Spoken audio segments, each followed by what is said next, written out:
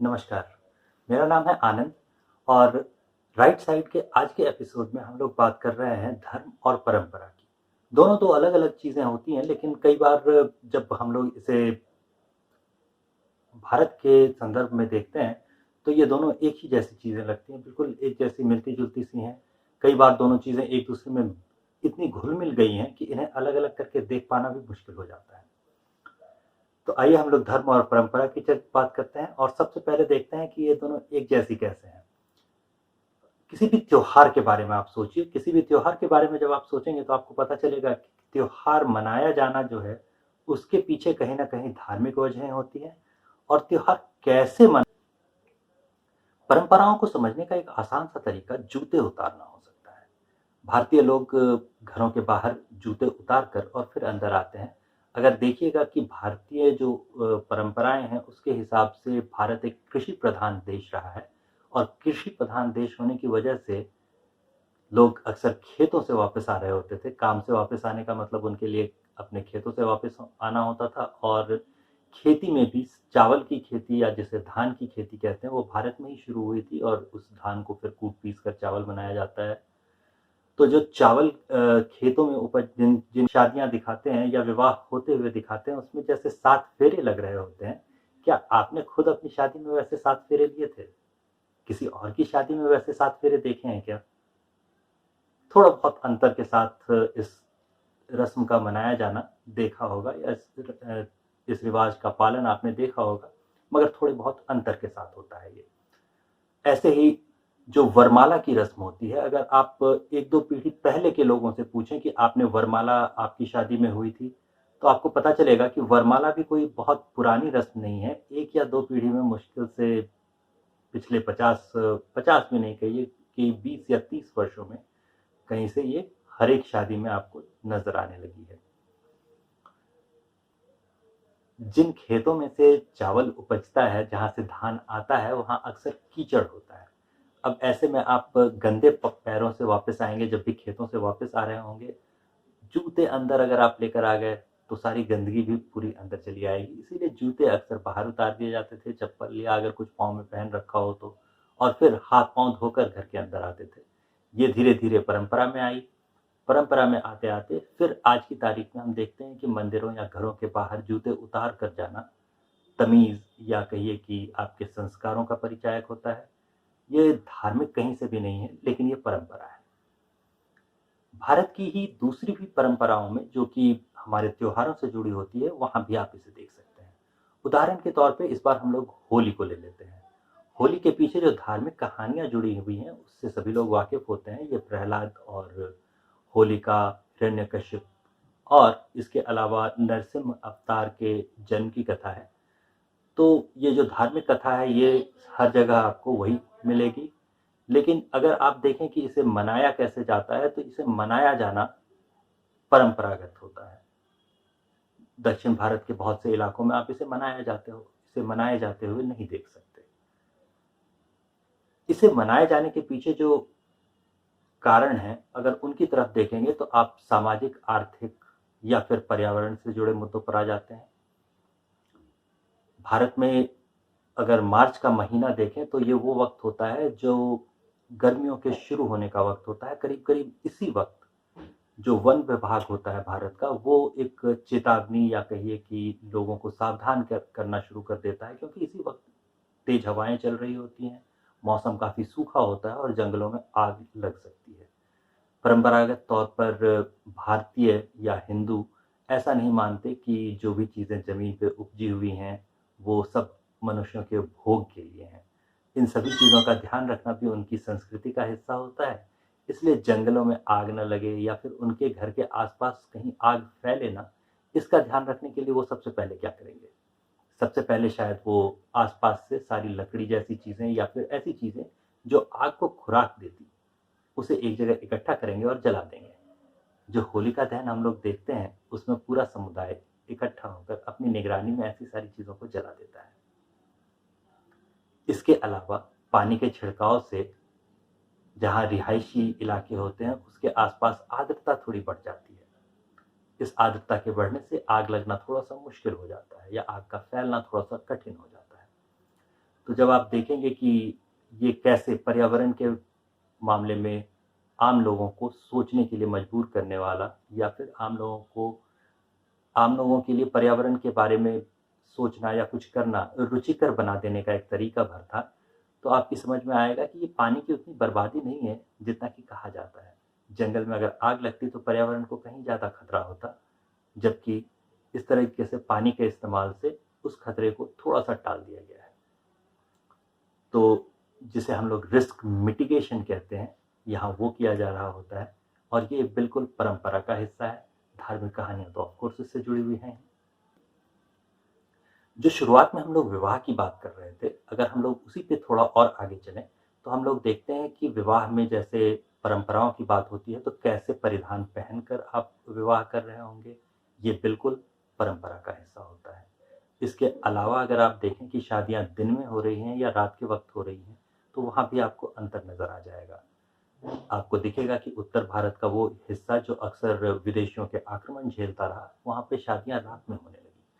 दक्षिण भारत या उत्तर-पूर्व के भारत के बहुत से इलाके जो अपेक्षाकृत काफ़ी बाद में जहाँ पर इस किस्म की दिक्कतें आनी शुरू हुई, वहाँ पे शादियाँ अभी भी दिन के वक़्त होती हैं। विवाह सनातनी संस्कारों 16 संस्कारों में से एक होता है, इसीलिए वहाँ जो मंत्रोच्चार होता है, वो धार्मिक रिवाज है, और वो हर एक जगह आपको बिल्कुल एक जैसा ही मिलेगा। भारत में धार्मिक मान्यताओं में अंतर या फिर परंपराओं में अंतर जितना मान्य है, कई दूसरे विदेशों के छोटे-मोटे जो मज़हब रिलीजन होते हैं, वहाँ पर विविधताओं को उतना सम्मान नहीं दिया जाता। तो ये अंतर हमेशा रहता है, और इसकी वजह से होता क्या है कि कई बार जो विदेशी आते हैं यहाँ पर और इसका अध्ययन करने की कोशिश करते हैं, उन्हें बड़ी परेशानी होती है। परेशानी होती है क्योंकि वो एक विविधता को दूसरे विविधता से बिल्कुल अलग मानकर चल रहे होते हैं, और इन सभी का एक साथ सर्वाइव करना, एक साथ मिल-जुल कर रहना या एक-दूसरे को पूरा-पूरा सम्मान देना उनकी समझ में नहीं आ रहा होता।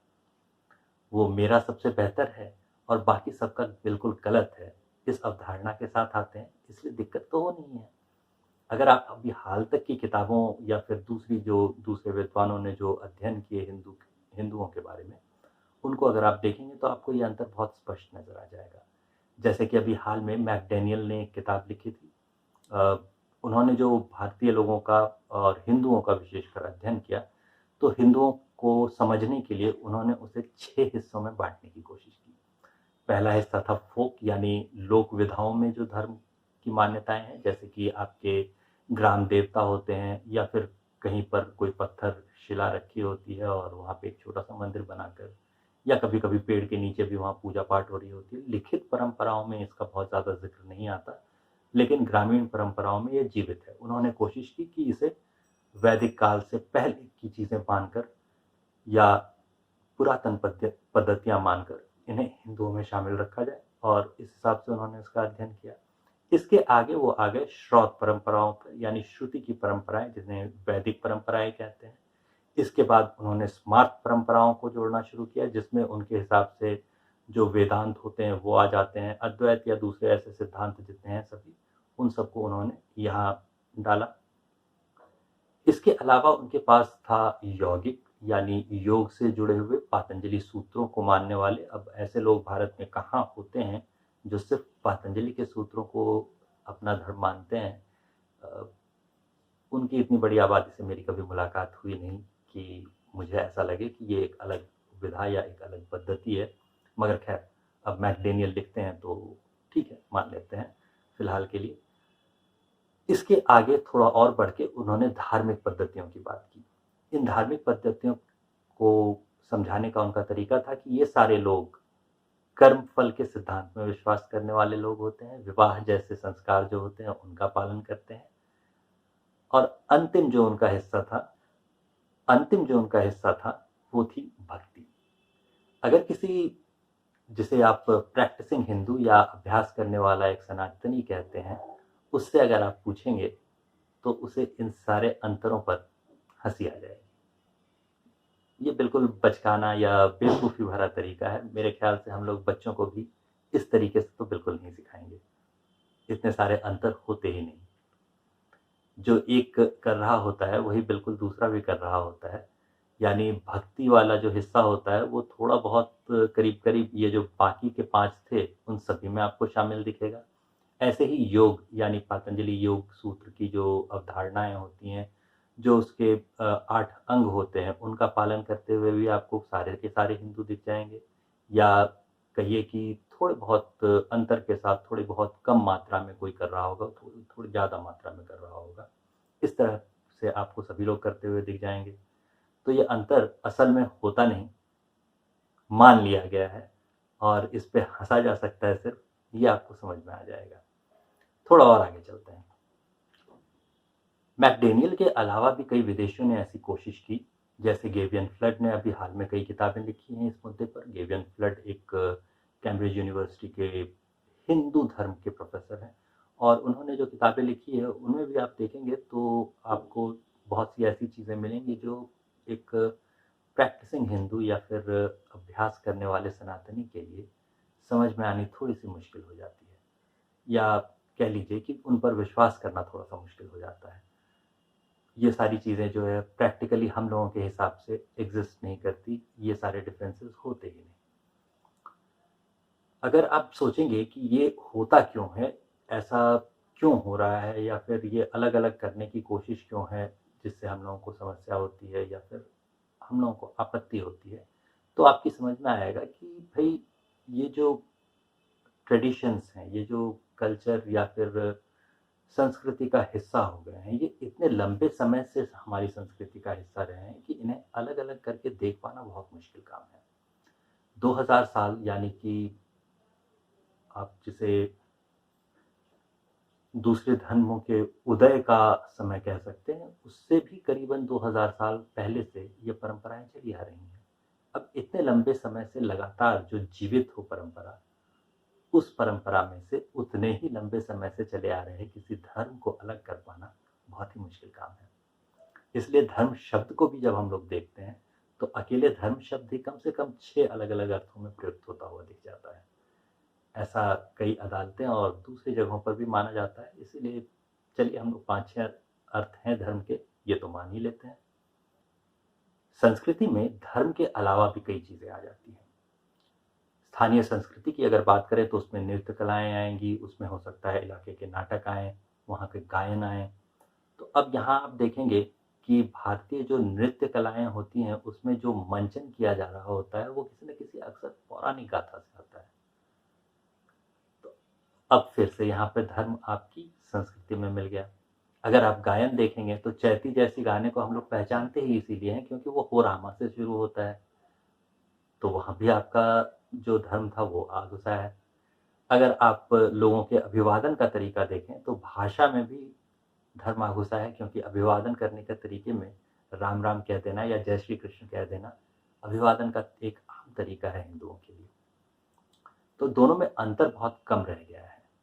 हमें ये समझना होगा कि हमें अपने पक्ष से लिखना होगा और जब तक हम अपने पक्ष से इस बारे में नहीं बताते, तब तक ये समस्या जारी रहेगी।